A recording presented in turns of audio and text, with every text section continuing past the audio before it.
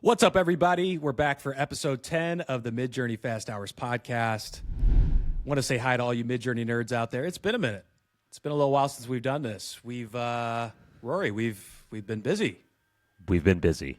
It's okay. We missed 1 week. We won't do that again, guys.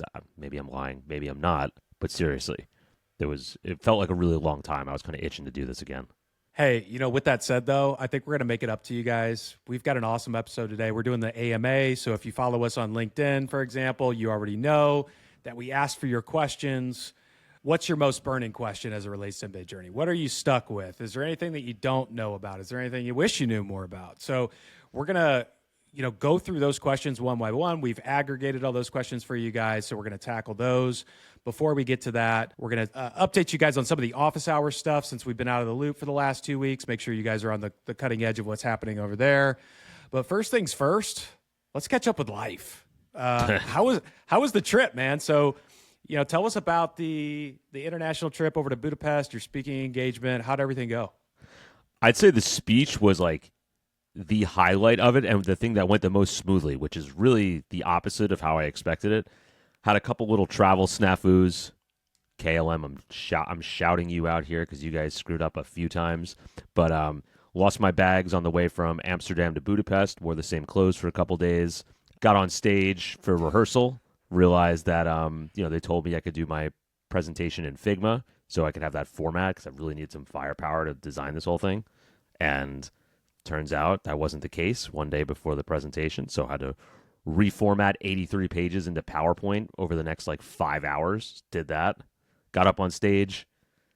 Typically when you get up on stage, number one, it's a total mind fuck to have a couple thousand eyes looking at you, and then also just, to be up elevated. It's a weird feeling, right? You do hit a flow state, but at the same time, I like a little bit, I like to have, when you get up there, typically there's a teleprompter in front of you that has your current slide, your notes, and then the next slide, so you know what's going on.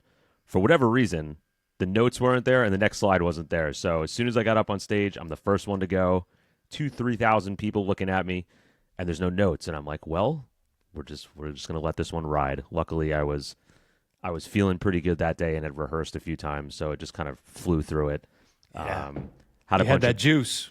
Dude, befuddled looks on people's faces was cool. It's also awesome. This is a very small detail. I don't know if anyone's spoken on stage before. But when the entire audience lifts their phone to take a picture of slides, it makes you feel really good. It makes you a confidence boost, just starts to keep going and going and going. But yeah, that was awesome, man. The cities were cool. Amsterdam was outstanding. Had a really good time there. Budapest, also super damn cool. Love the people. Not overly crowded, really big, opulent city, and food, incredible. I was obsessed with the food. I could not get enough. I was, if you can get me to eat stew in 95-degree weather or stewed type food, so we're talking, chicken paprikash or any of the goulash, things like that. It's 95 degrees and I'm eating soup this is the best thing I've had in a long time. So it was awesome, man. And then they lost our bags on the flight back. Had a really short connection, had to sprint through the airport, about a mile and a half in Amsterdam with a 40-pound bag on my back. Got on the plane right as the doors are closing, sweating, disgusting, pulled Love that. Yeah. So big recap there, but presentation was a hit. So I was killer. Hey, at least you were running without the kid, so that's cool, right? You weren't running with a baby in your arms, so that's important. Yeah. Also, did you say the word opulent? Did you like that one? I do like that one. I feel like we need to break away a separate podcast just for our vocabulary, We're pretty good at that, though. How to pronounce words, how to define words, leveling you up with your dialogue and daily conversation. It just seems like a no-brainer. But I couldn't figure out a better word for it than that. When I was there, it was the first word that came to my mind, really big, archways, statues. Everything just seemed grand. And I was like, Budapest, man. And it's everything. You know what? I love the USA. It's an old city. Yeah. Can we get our streets as clean as any street in Europe?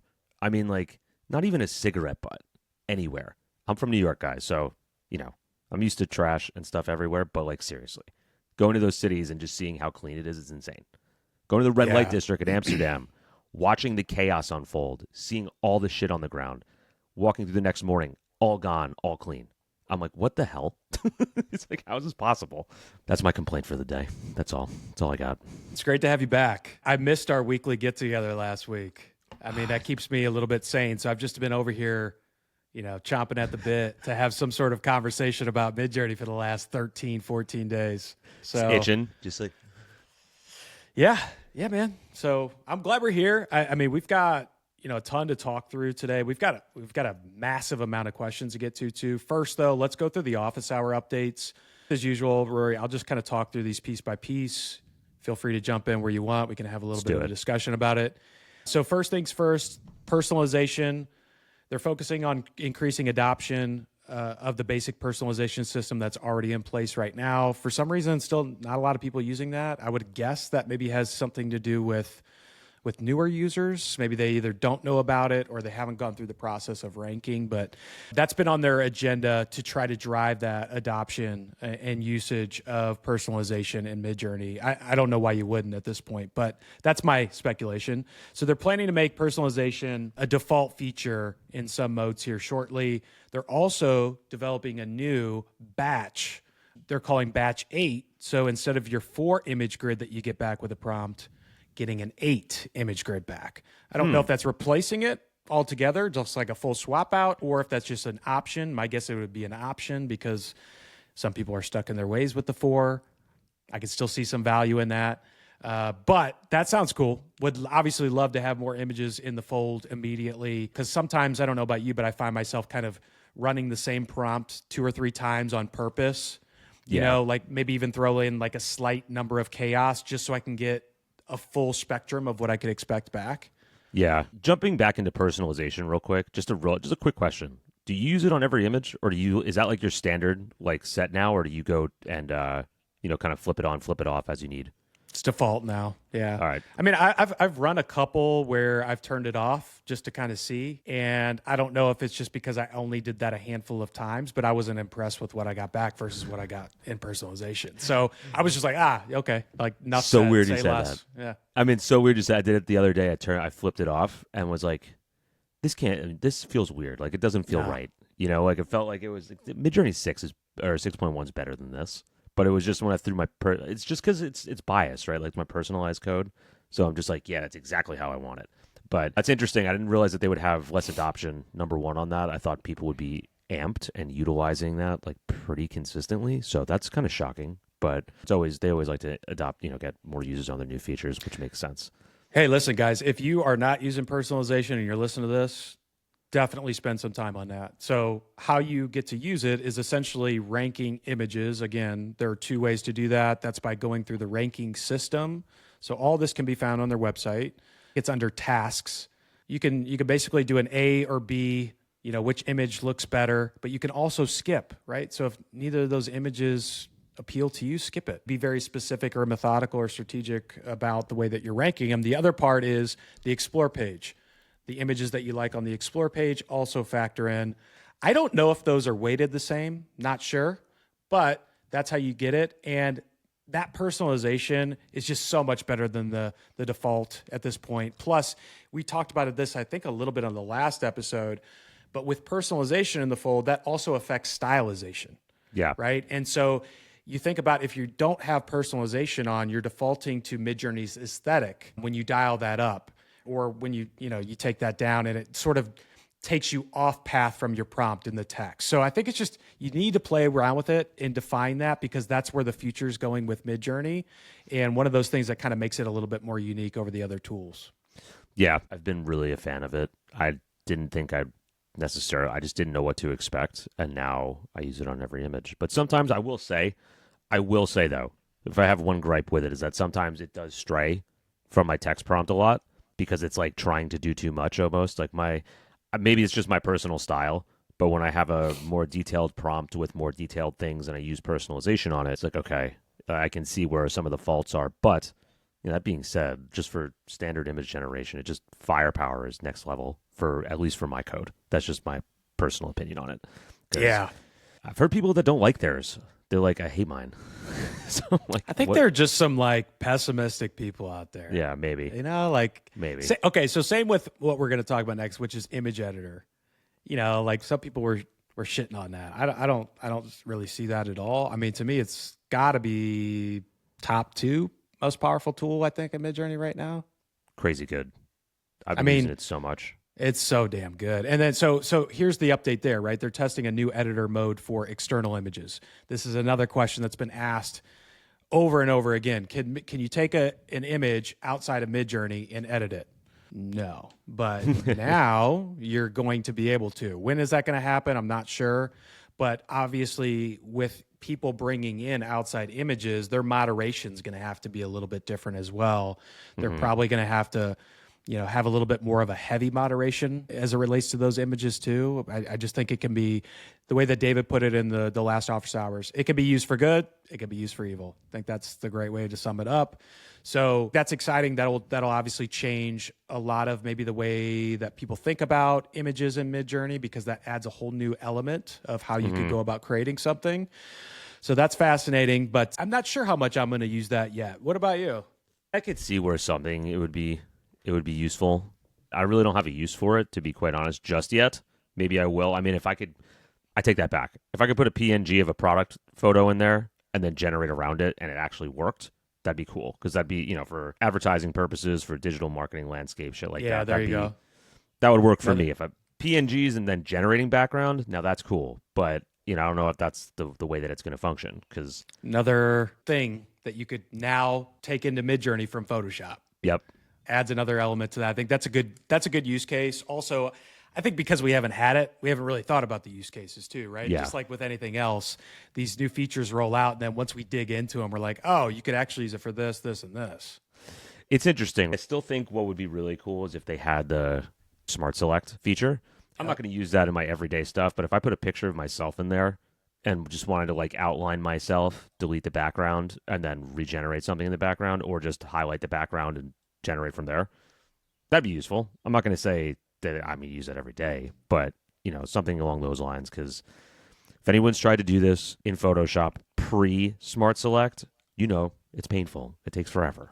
You're doing 1,000 little pinpoints around yourself, and it takes about 40 minutes. And painful just thinking about it. Hair's the worst thing ever. If you try to do a woman's hair and there's like like a couple different strands like hanging off the side, and you have to go like in, out, in, out, in, out, in.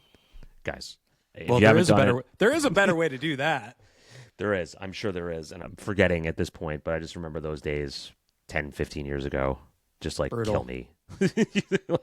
But at the same time, like back then, it was so cool that you had the ability to do it.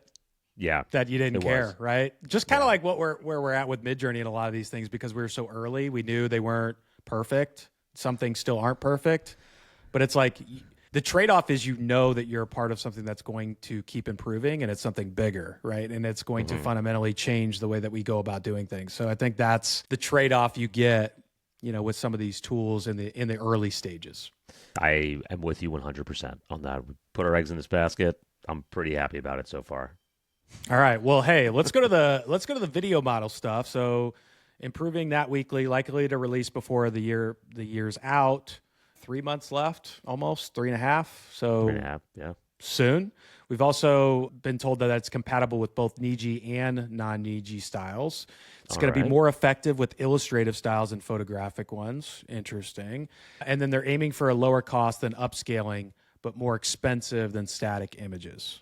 Okay. That's interesting. I mean, it makes sense, though. Like, whoever here has played around with Runway, Luma, whatever. The illustrated style or like the 3D Pixar kind of style stuff always tends to animate much better for whatever reason. I think it's just, it doesn't have to, we're just not as used to looking at, something like that and picking out the inconsistencies. Like when you look at a human and you see their facial movements and you're like, that doesn't look like a human, because we look at faces all day. We recognize a billion points of interaction in a face, like something crazy like that. So that makes sense to me. I'm sure it'll improve though. As it illustrative too, you do have more liberty or inaccuracies because it is illustrative too, right? So yeah, I mean, you've seen anime and stuff like that where like the hair changes like almost like every frame, like it's just like moving and shifting and like, but you don't care because it's not, you're not trying to make it look real. Exactly. Right. Exactly.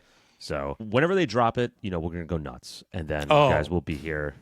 Emergency podcast, like maybe we'll just do like a 24-hour live stream where we're just We open it up to everybody, and we're just like a bunch of junkies going through and trying to break the damn thing. I don't know who says yay. I'm in, but like Bloodshot that, eyes, like hey, just you know what? Three months before end of the year, still could possibly come out before Sora. yeah. I mean, they'll probably drop it on Christmas Eve because that's what they do. We'll all just be trying to hang out, chill with the fam. They'll be like, we drop video, and I'll be like, Yeah, guys, I gotta go. so it's either Kidding, my but family or Midjourney at this point. So Yeah. It's kind of both. They're kind of like integrated now, and also the family has to just, they know what the deal is. They know what the deal is. 3D do. model. The goal there is to convert Midjourney images to 3D. Will allow camera movement within certain limits, targeting 60 frames per second rendering, and they're considering a camera path system for pre-rendered video output. Oh, okay, that's interesting. I don't know how they fit all this stuff in, but if they do it all in the next 3 months, I'm impressed because it's a lot. That even just like these small updates that seem, I don't know. It's like, oh, it's just like a minor update on their end, like working on it. But for real, if they're going to try to do version 7 video 3D, get this all out in 3 months, call me impressed. Because Sora, we still can't see you, and it's been 9, 10. When was that 11 announcement by Sora? That was like February, March. It's the dumbest Had thing to be. ever. Really, the Had to dumbest thing ever. I get a lot of people that are like, "Can you use Sora?" It's like, no, that we can't because they just like pump faked us on being able to use it and then disappeared for 9 months. It's the election. I don't know. I know how many times I generate in Runway, and for a 10-second video, I might get 9 seconds that are awesome and 1 second that sucks. If you're trying to generate a 60-second video, I can imagine that it's not as consistent as they either thought it was going to be or something like, because look, that's a lot of frames. That's a lot of things to get right. We know what we've seen in those trailer clips, and we all know that that's not the first generation or the first time they ran those prompts and it just pumped out like that. So I just got a feeling there's a little bit more under the hood that they jumped the gun maybe a little bit, or they just got really excited with a couple things and wanted to boost some market share. But who knows? I mean, that 3D system is just so fascinating to think about because this is going to be something that lets you essentially enter an image, and it's not like anything that we've seen so far with, I think, some of the other stuff that exists out there. This is a brand new format. So I think it'll be similar in my mind to like a NERF, like a neural radiance field, I think is the name of it. Or a Gaussian splatter. Yeah. Solid. I can't. Yeah, I think that's it. But NERFs essentially are a technique used to generate photorealistic 3D scenes. But I think this is the way that this is being explained and described. This is going to be a parallel but different format altogether. And that goes back to what we were saying, I think, before, which is Midjourney is kind of in its own category in some ways. This is going to be the exact same thing. And again, Midjourney is in its own category because, yes, they do AI image generation. And to me, they're still king of AI image generation, but that's never been the end goal, right? So you're viewing Midjourney as just this, but we've already been exposed to parts of the roadmap that will tell us that they're not just going to be a static AI image generation tool, right? So is Flux going to turn into a video model, right? Like, are these other tools going to turn that way, right? Because you've already got incumbents there, Luma, Runway, Kling. I don't know if you've tried this Minimax yet.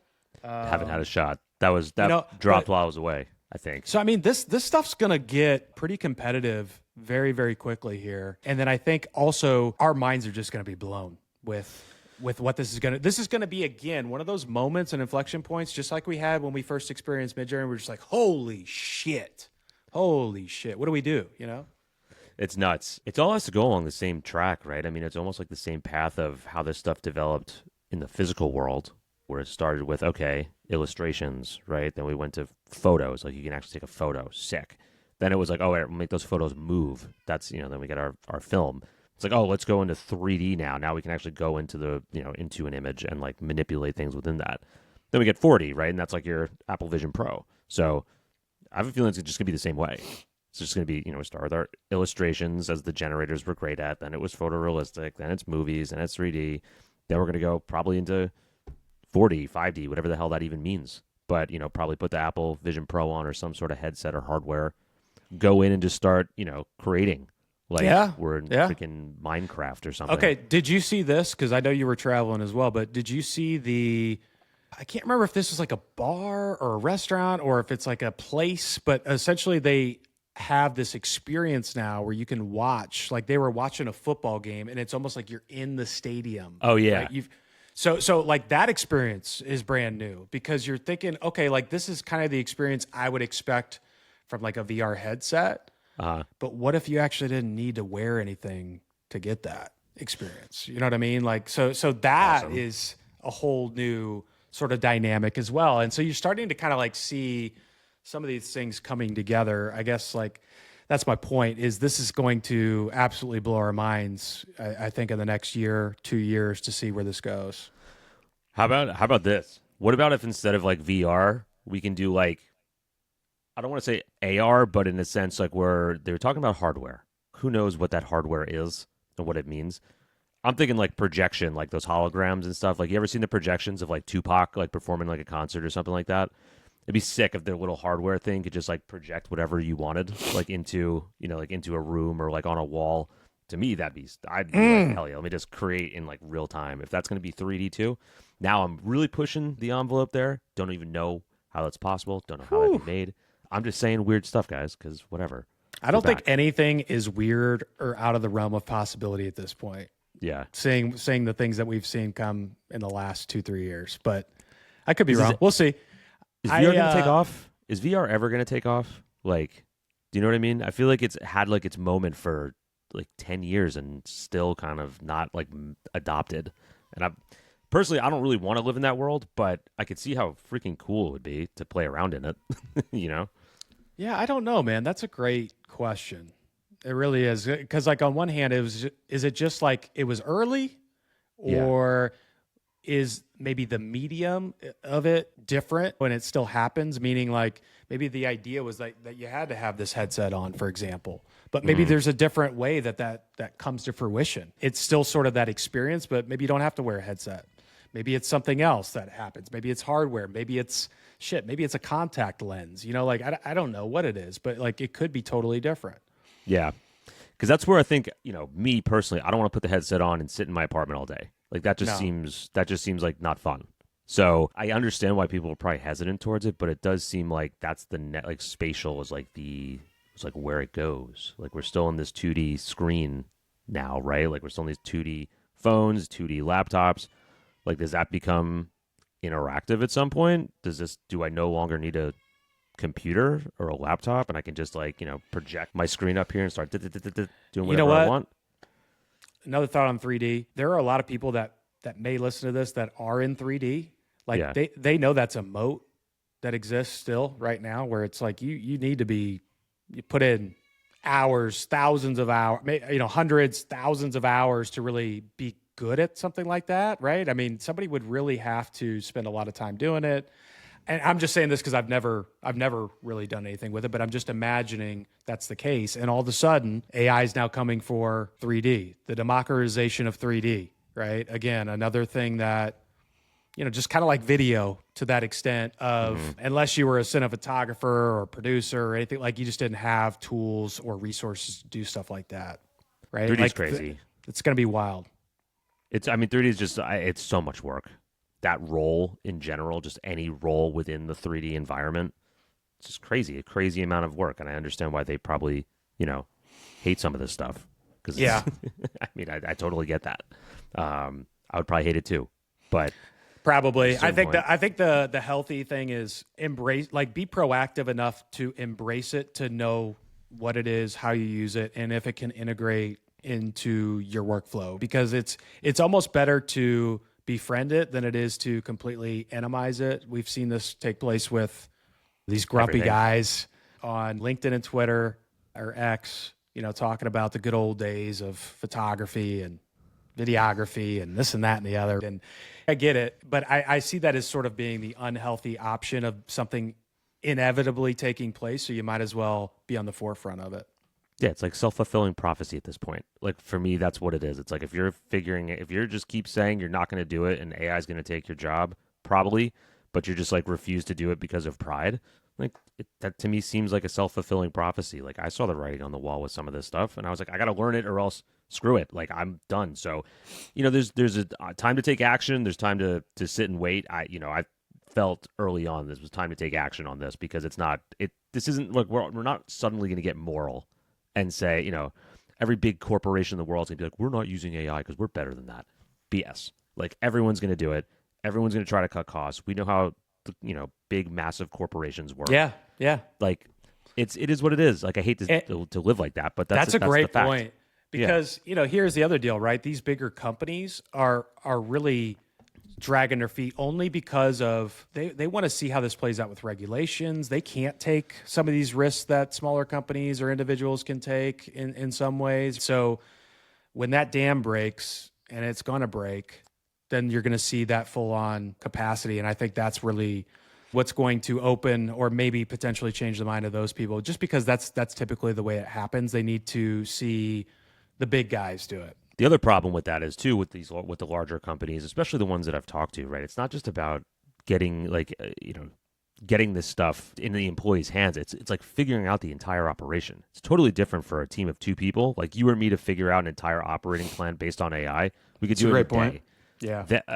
Microsoft or let's just say someone like Coca-Cola. I mean, God, how many thousands of employees do they have?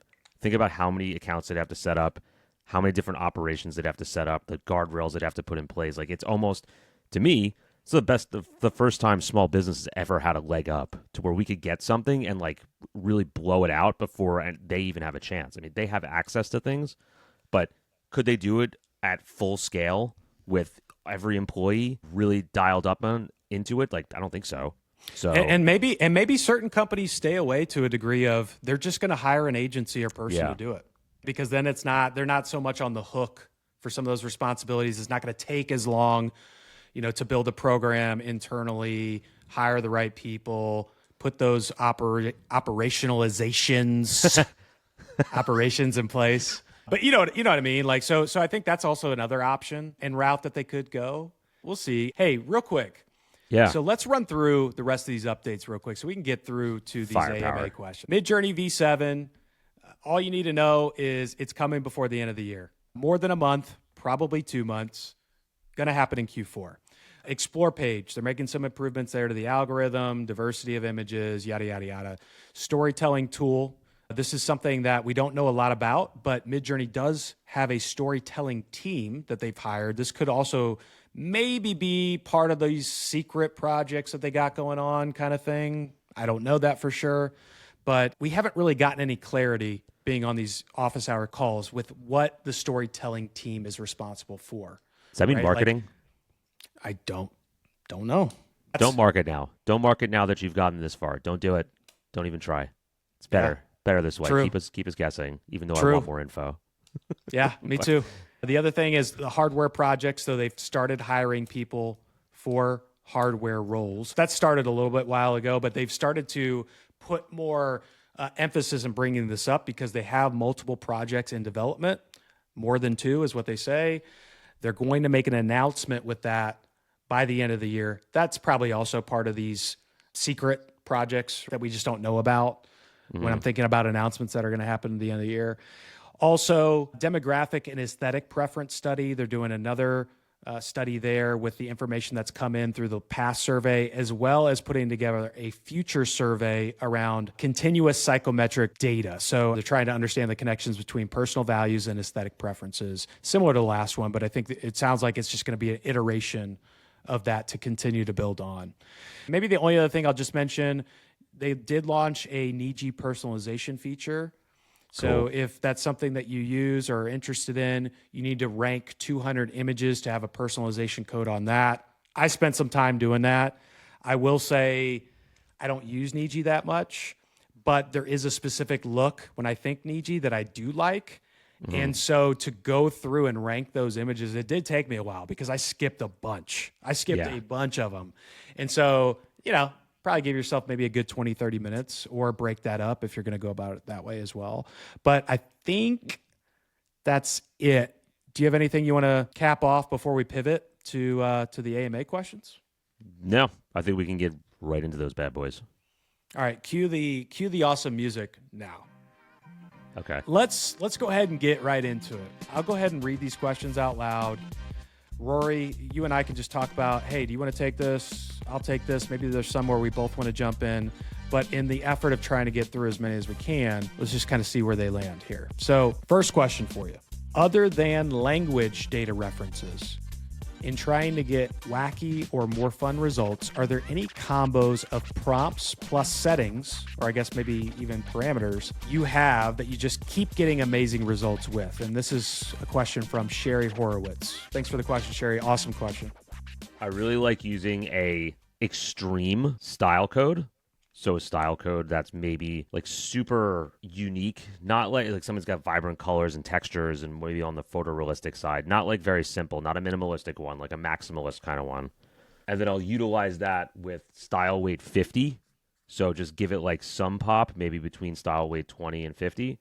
Add a little bit of chaos in there, maybe like chaos 10. And then I will also throw in potentially, depending on if it needs anything else, stylize of maybe like 200 to 400 there. So it's like I wouldn't say it's a recipe, but it's something I find myself doing often. It's like, oh, let me take some of this style code so I can apply it. So it gives it some little pop. Then I'll take some of the, style weight or dial the style weight down. So I get like just a little bit of it. Chaos, so it varies it. And then stylize to kind of like pump up the creativity level on it.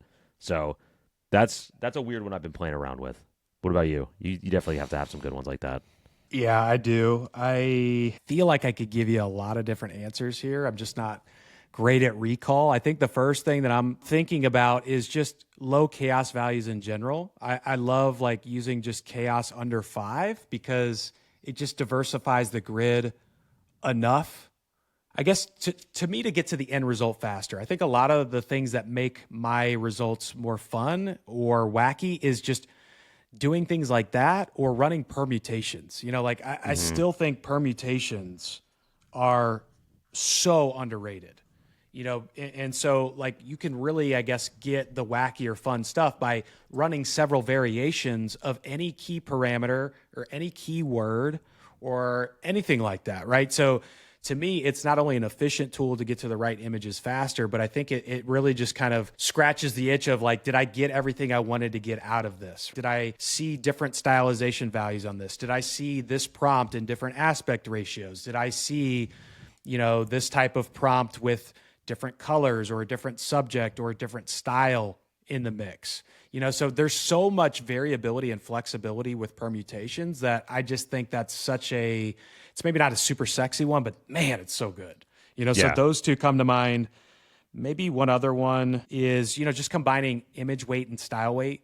There are times where I'll do both, right? Where it's like, I want to take a certain weight of the image and then I want to take a certain weight of the style and then finding that balance. And again, using permutations with both of those because you don't know how much of the image that you want to take, and you don't necessarily know how much of the style you want to take. So you have to run several iterations to land at the sweet spot. And without me really like getting in the weeds or leaning over somebody's shoulder about how they go about prompting, I just don't know that a lot of people spend that much time doing it. The other one I'll say is multi-prompting, and it really depends on what you want. Like if you want like supreme control, I'm not using multi-prompting for that. I know people think it works that, great that way, but personally, I don't think it does. That's just my opinion. If you want control, like supreme control, to me, it's within the text prompting and the parameters. But if you want something super creative that you just can't envision, naturally, I think multi-prompting is the way to go. Because multi-prompting gets some of the most unique results that I've seen. Not by token, but by breaking the prompt up into 2 or 3 different sections. I was going to say, rating those differently. Rory, for those that don't use multi-prompting or don't know about it, quickly explain that to them. Essentially, multi-prompting would be like, let's just say your prompt was spaceship. You think about just spaceship as one singular word, and if you generate that, it'll give you something that looks like a NASA rocket or, like a UFO, whatever. If you wanted to separate space and ship with a multi-prompt, it would be space or like the word space, colon, and then ship. So it'll separate those two things, so you'll get space as an idea and ship as an idea, So it might be like a sailboat or something like that, and then it'll blend it together. So it'll almost essentially like generate two images and then blend it. That's at least how I conceive it.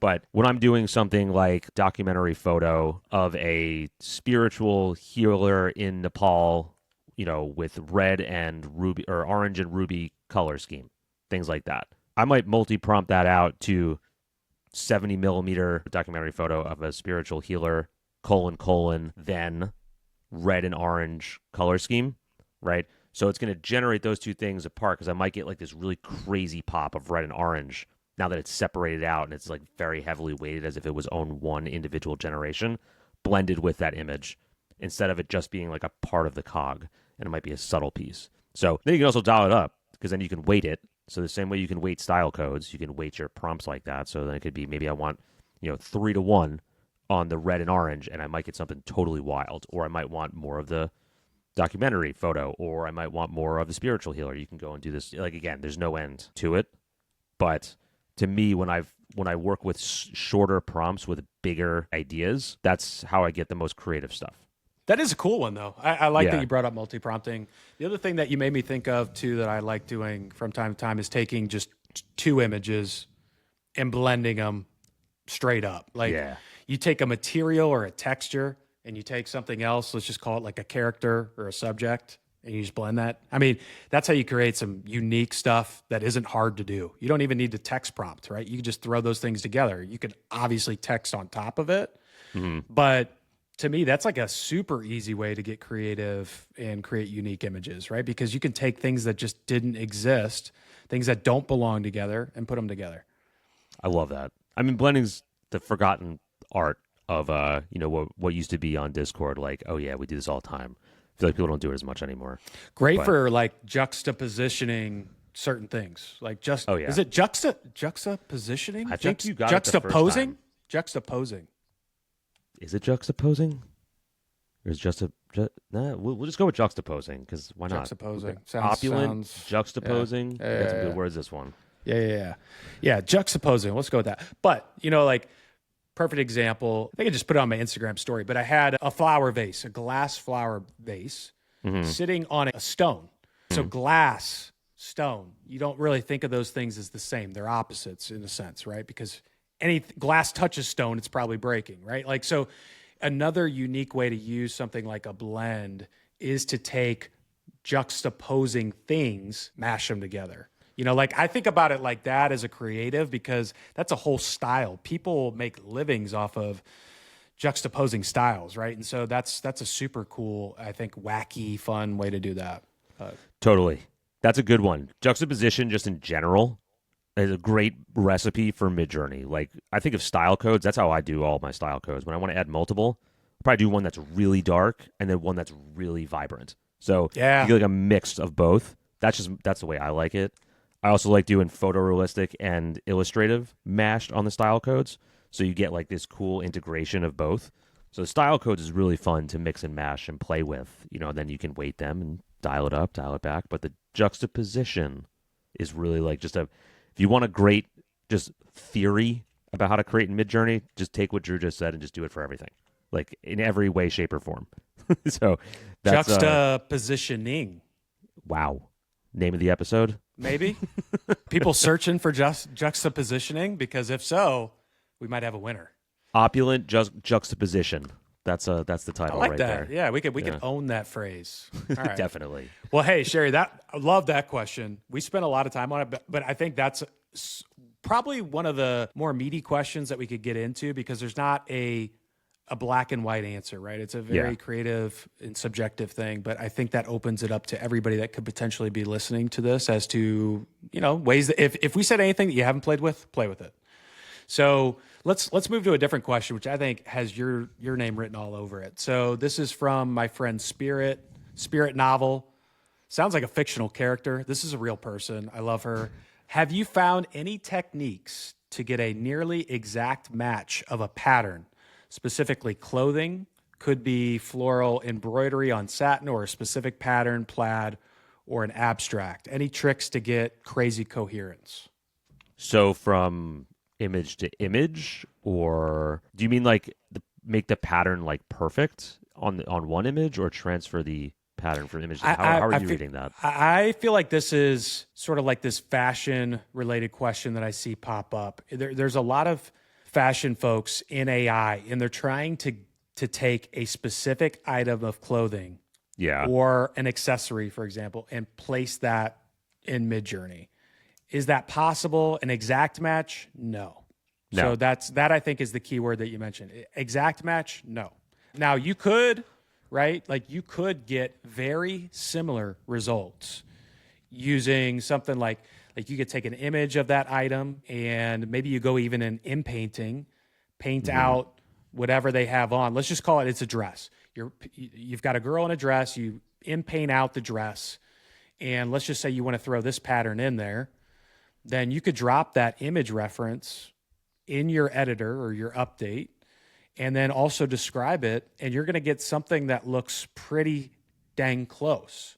But again, not an exact match. I think for something like that, correct me if I'm wrong, Rory, but you're going to have to still go into something like Photoshop or one of these other tools. There are some like very niche tools with AI image generation that do a better job of matching exact clothing in those circumstances. So as much as I like to stay in Midjourney, if I'm asking this from like a fashion or product sense, I'm probably going about it that way if you're looking for exact keyword. Yeah, I think if you want to translate a pattern, you can do that. Now, it's not going to be, might not be exactly perfect. If you want to take a fully designed article of clothing and put it on someone, probably not going to be exactly the same. If you want to generate a pattern in Midjourney and then use that pattern on other things, yeah, you can do that. So that's why I was like a little bit like, staring off into the distance there for a second. I was trying to I have examples of this where I basically took patterns and then placed it on different items or put it on dresses and things like that, because you can do that with image prompting. All right, so let's look at this. This is really old. I think this might have been like 5.2 or something that I did this in. Yep, 5.2. But I generated this pattern, right, in Midjourney, and I was like, let me see if I can actually take it and put it on clothes. You can put it on clothes. Now, is it going to be exactly perfect? No, but it's like you can do this with certain things. Because I do this a lot with faces and in a lot of different ways, like this. Very similar pattern, taking this and then translating it and putting it on a face. You just have to image prompt it and then play with the image weight to do that.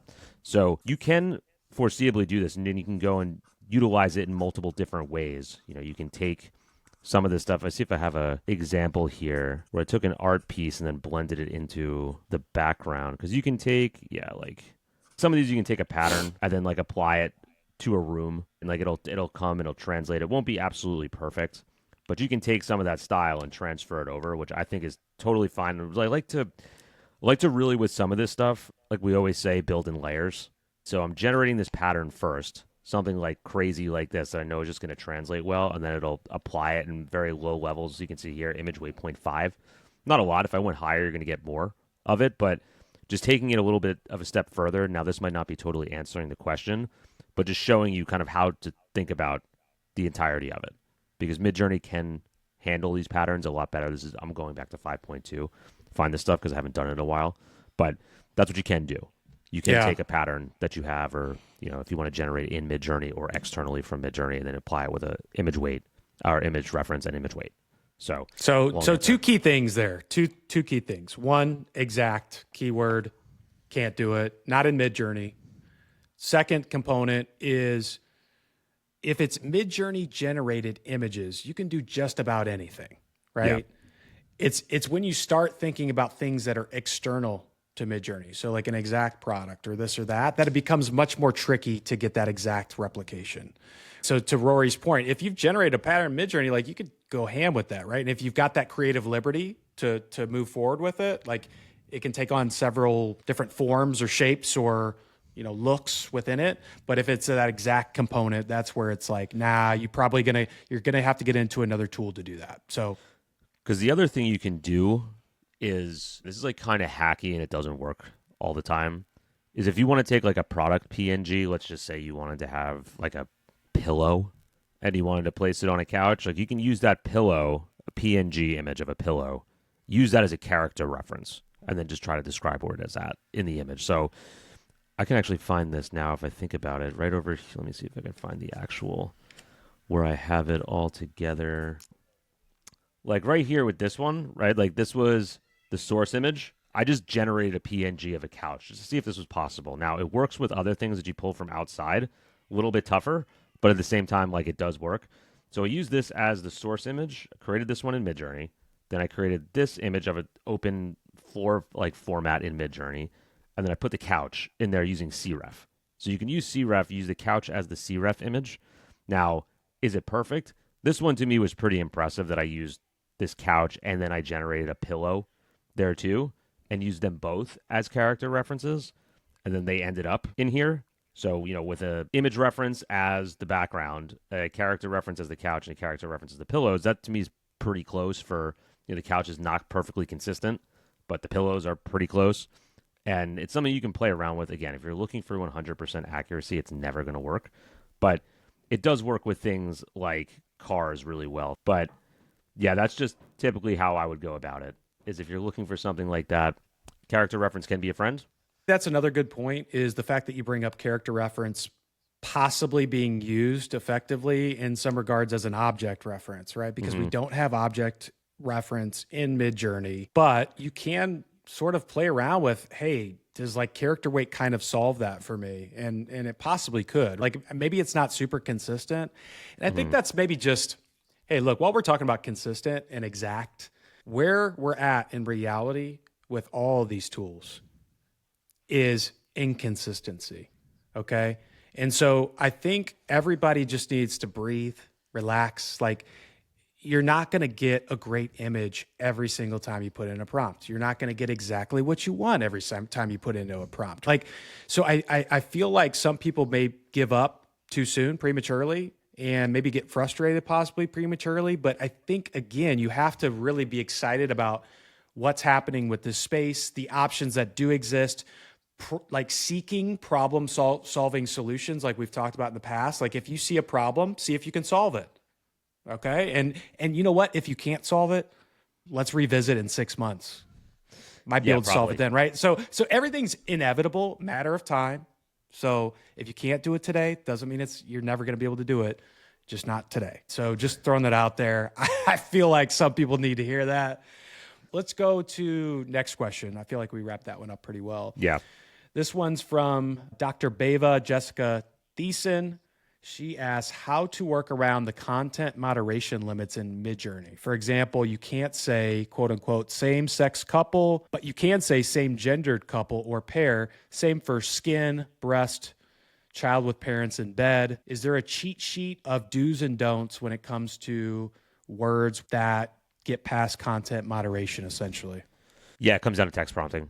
That is the fact of the matter. If you say same-sex couple kissing, they might not give it to you. But if you say man on the left kissing a man on the right, there's no problem. You can do that right away. I have images from that, like from 10 minutes ago that I was doing for someone else, right? So you can do it. You have to be really specific. I think this is the same thing with a lot of the, I don't want to go into the hot button issue of where, you know, everyone is upset with the biases in prompting, but really it comes down to you. Like you can prompt it if you want to. And, you know, if you want someone to be a little bit overweight, you have to specify it. If you want someone to be a man, specify. If you want someone to be a woman, if you want someone to be binary, anything, like that's what you have to prompt for.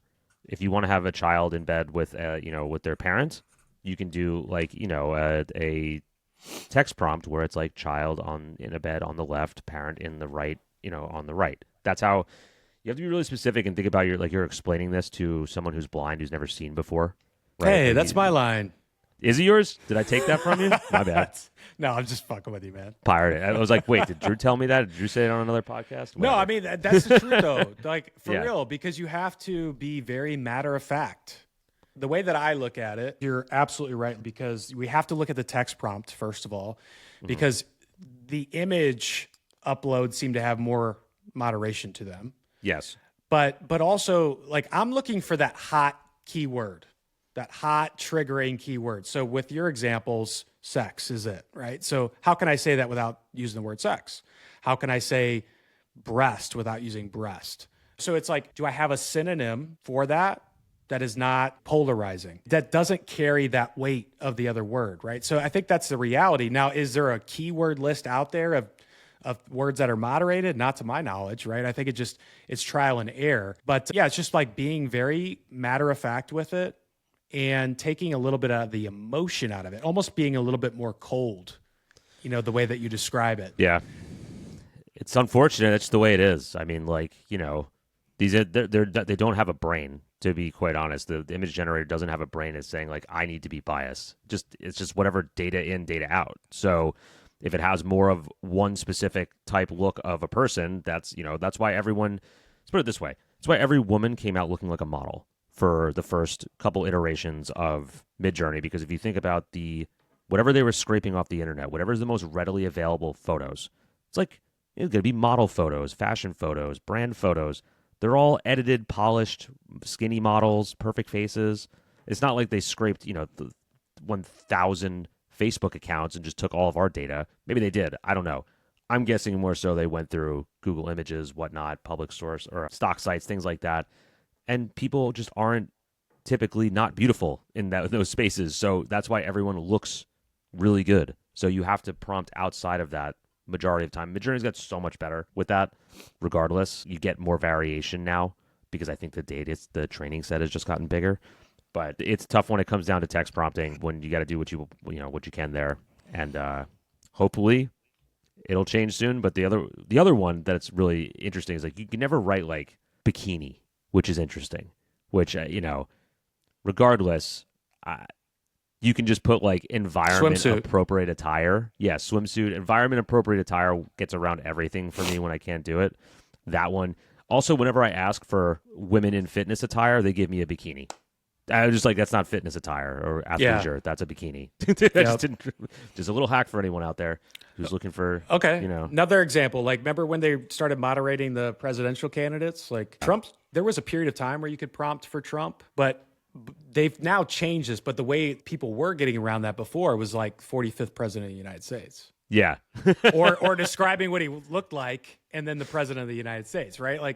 Or former president of the United States and then his descriptors. And so it's all just, I think you just need to take a step back and again, just like be more matter of fact about it to get around it. It's interesting how you wonder how they tag the images as they're getting uploaded. Like I'm sure they just have to get tagged with certain, for token retrieval, right? So how else could it be tagged other than bikini, swimwear, whatever? What other category you talk about? Sometimes I'll ask ChatGPT stuff. Like, how else would you say this if you weren't trying to say bikini or you weren't trying to say same-sex couple? And it would just give me like a bunch of different ways to say it, and that's how I'll go and try it. So yeah, there's ways around it. Sometimes you gotta get a little creative. I know that's not the best answer, but it is. Well, we got creative folks on here, so that's fine. Yeah. Well, here's another question for you. What's your Midjourney plan? Are you on the Pro? Are you on the Mega? And are most or all of your generations private? That's a question from Saber Talili. I hope I said that last name right. I'm on the yearly plan for whatever the biggest one is. Mega then, I guess? Yes. Whatever I did, just did it, paid for the year. The biggest discount I could get because, guys, look, I'm just going to use it. That was kind of like an investment question to me. Am I going to spend the money up front and I'm going to use it for the year? Probably. So I'll just save the discount on whatever the monthly subscription is. What was the second part of the question? Are most or all of your generations private? All public.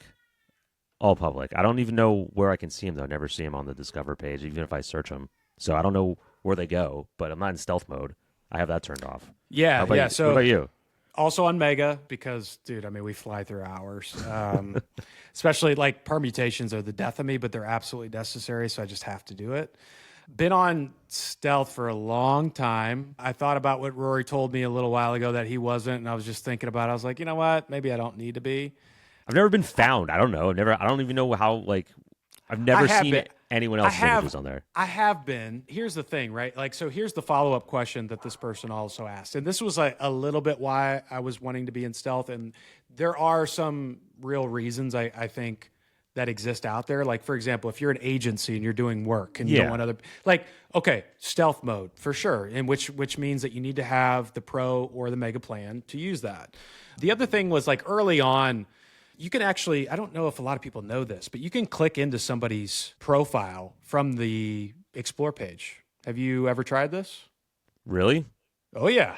Yeah. So this is what that guy's talking about, because he also asked, if we're in love with one portfolio in the explore mode, is there any way to reach out to the portfolio owner for collaboration? Okay, so here's where we're going with this. If you take any image from the explore page, let's just find something like this. Okay, so I get the prompt, but I can also click their name. And when I click their name, I can see every image that's public. So I can scroll through and see, and this is what this guy's talking about. Like, let's say you find somebody that you like a lot of their images, but there is no way to follow them or connect with them or see who it is or know anything about them, or no, to answer your question, reach out. And so that's sort of been an interesting component to think about, because if they wanted this to be a little bit more social or collaborative, maybe that's an option. Maybe they do a better job of bubbling up these profile names, for example, in different ways, like leaderboards, or make them a little bit more visible and not so hidden. But this is absolutely a thing. I mean, you can get some inspiration if you find somebody that's got really good photos that fit your style, right? So, yeah, I mean, I can go back and look at Boy and Square. I can see exactly what he put in. He's got a multi-prompt here, Rory, which we were just talking about. So analog Leica M photography, put a stronger weight on that than he did World of Water. And then also documentary and travel magazine photography, very well composed, unique places, pics of the world, water, nature. So it's very familiar. Yeah. Very familiar. So this is absolutely a thing. And so, like, the reason I stayed stealth is I just didn't want, at least initially, I didn't want everybody seeing everything that I'm creating, possibly taking things, recreating it. But same thing, like, I could click into this guy's stuff. He's got a bunch of these characters, right? So it'd say, oh shit, kind of like this. Like, let me heart this. So yeah, I mean, this is like a great place to get inspiration, to build on things that you already did. This is sort of where it gets in the lines of, like, look, if you find somebody's stuff you like and you start creating the same shit, then you might have a problem, right? So can you find in Explore where, if anyone has liked your stuff, like, that's outside? No, notifications, right? No. So there's no notifications on if anybody's liked your stuff. The way that I've understood how Midjourney elevates its images on the Explore page are based on those likes. Right? But there's no formal system to go about liking images that existed before this new thing that they rolled out, which now you can rank which images that you think should be on the Explore page. So now if you go under tasks, here, let me just show this while we're here. Please do. This is all brand new to me right now. Missed a lot in your 2 weeks, man. You know how it goes. What the hell? So let me jump over here. So the other part of this is now tasks. If I go over here, they've sort of redone this whole thing. So you've got the rate ideas, you've got the surveys, which I've done them, so it just says view completed ones. And then you've got these 4. So now you can rank images just off aesthetics. You can rank it off of prompt accuracy. You can rank Niji for personalization. And then now you've got this thing, what we're talking about, which is curating the community front page. So now it gives you this big spread, page by page, and you can select one image from this grid of, what is this, 3 by 4, 12 images. So let's just say I want to vote for, I don't know, which one should we vote for? I don't even know. This is so weird. I mean, let's do this one. I kind of like this one. Now it's going to take me to a new page. Same thing. I pick one out of these 12. If I don't like any of them, I can skip this, go to the next one. But this is now, I think, how they're trying to curate what's shown on the Explore page, whereas before, completely based on natural discovery. I think probably some things within Discord that I probably didn't know about would be my guess too, because I don't know everything with Discord. But yeah, I mean, it was almost like that's how the velocity had to happen for you to get that. All right. Well, that's good to know now. I didn't even know that was a thing yet. So thanks for catching me up, dude. Yeah, brother. I got you. Well, hey, man, we've probably got time for one, maybe 2 other questions. And I think what we should do, we've still got a handful, is split this into a second part. We did go into office hours a little bit with this one, which ate up some time. So I think, that second part of this episode, we can just attack the questions, but there are a lot of good ones we still got to get to. Yeah. So let's take one more. Let's take this one from Sarah Hart. Sarah says, I can't seem to get right in Midjourney how to turn a real life photo into a cartoon or a cartoon into a real life representation. Okay. Great question. Okay, so we just brought up Sarah's question. She left us this great visual example here. So let me just set the scene, and then Rory and I will dive into this. I think we've got a couple of different ideas the way that you can attack this. Essentially, what Sarah's doing is she saw this really great image that she liked. She took the exact prompt, including the style weight and image reference, to try to replicate it one for one, right? Or to try to get this realistic Charmander in her image. And in doing so, she couldn't get it. She was still getting this cartoon result of Charmander. So yes, there are a lot of different ways that you can go about doing this. Rory, why don't you kick us off? I think we've got several. So Sarah, if you're listening to this, get out your notebook, because we're going to give you several different ideas of how we would think about troubleshooting this particular example here. Is there an image weight in there? Not an image weight in there, so let's just assume it's 1. Okay. So also not a style weight, so let's assume that's 100. Okay. So we have Charmander as the image reference, right? That's an image reference, not a style reference. The illustration. Correct. Okay. So number 1 is where you're going to want to drop that. So dropping that to probably anywhere between 0.5 to 0.8 will give you just less of the illustration. So it's probably going to come through longer, more there. But also, if you wanted to pump the style weight on that as well, which I think we were talking about as well, just like pump that up a couple notches, because I don't think it's there. So it's at 100, so maybe 150 to like maybe 200 is where I'd start. And then if it needs more, keep going. So you're trying to balance, if you're thinking about this, trying to balance how much of that image you want, how much of that text prompt you want, and then how much of that style you want. So oftentimes, if you're getting too much illustration, right, what's influencing the illustration? We have the image reference. So we need to take that down. So we need to take that image weight down. So that could be between, like I said, 0.5, 0.9 maybe, something like that. Now, if the style's not coming through then you got to, how do we get more style? Dial that up. Also, if it's not in the text prompt, I can't read it. Does it say 70s live action scene of Charmander? Yep. Standing heroically in a foggy forest with a small flame on his tail. So it's basically describing Charmander, talking about the lighting, and then talking about his expression and the scene style. You could also type in -- no and illustration or something like that, or no cartoon or no whatever. Yep. There's another way to do it. So the image weight is the first thing that comes out to me, because the image weight now seems like 1. I don't know if you think this too. Like image weight 1 has way more firepower than it. Oh yeah, we've talked about that for sure. 100%. So that's what's pulling through. Did I cover too much there? No.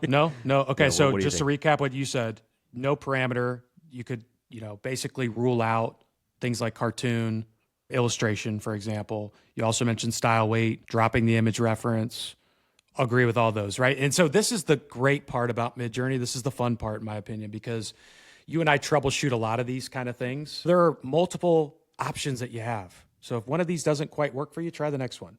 So those are all great. The other thing I was just thinking about, and you mentioned this, is remix, which is probably one of the easier ways that you could go about doing it, but it depends how closely you're trying to get to this exact image. Mm-hmm. So that's the other part about it. What I would probably do is just take this image that they created and use that as your reference for probably both style and image. Or you could try one or the other, like on its own. That's the way that I would go about it, and then dial in the weighting appropriately. So that's where permutations come in, right? Where you maybe want to run different values to see what gets you the closest. But to me, this example, right, because you don't actually need that cartoon image weight, because you don't want a cartoon. Yeah. I would imagine he's actually using that just to tell Midjourney, here's what Charmander looks like. But he probably didn't need to do that.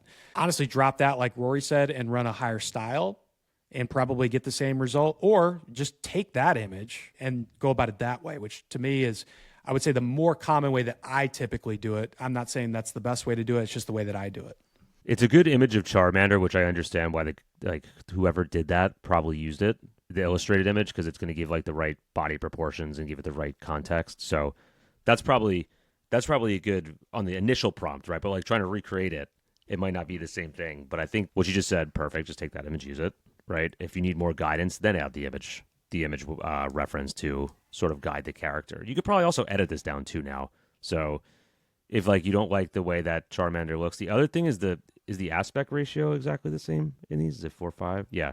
But if you want to edit this, you go in there, you highlight Charmander, and then either one, utilize this image up there as an image reference, or play around again with something like the style weight, the image weight, to see if it'll just change the Charmander. If you like the environment, you can use the editor feature now. So you could also try character reference for that matter. yeah, actually, Try character yes. reference. You know what I mean? Like so multiple ways. But I think your answer lies in the power three. What are we calling those, man? We need a name for those three: character reference, style reference, image reference. We need a cool name. Reference Somebody prompting. come up. There you go. Somebody come up with something cool for us.